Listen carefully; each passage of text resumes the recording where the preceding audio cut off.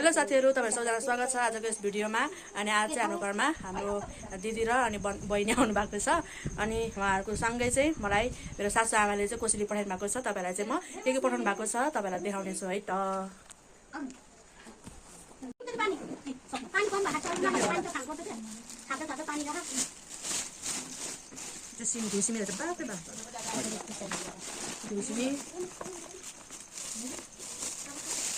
Wow. साथीहरु प्याज रहेछ, प्याज कत्रो टुटुलो हो नि बजारको जस्तै है। यो चाहिँ दिदीले ल्याउनु भएको रे प्याज दिदीको घरबाट। धन्यवाद आमाले यो कहिले मैले रोटी पठाइदिनु भएको मायाले।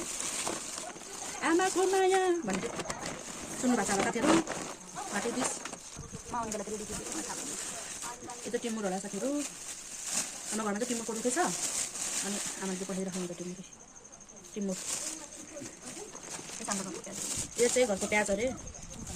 अनि लसुन, प्याज र लसुन मात्रै रहेछ यहाँनिर चाहिँ। बेसा त पोखेर छ। यो चाहिँ बेसार हो साथीहरु। अनि मेन कुरा चाहिँ यहाँ चाहिँ अनि कुखुरा धन्यवाद आमालाई। यति नै साथीहरु, बाइ बाइ।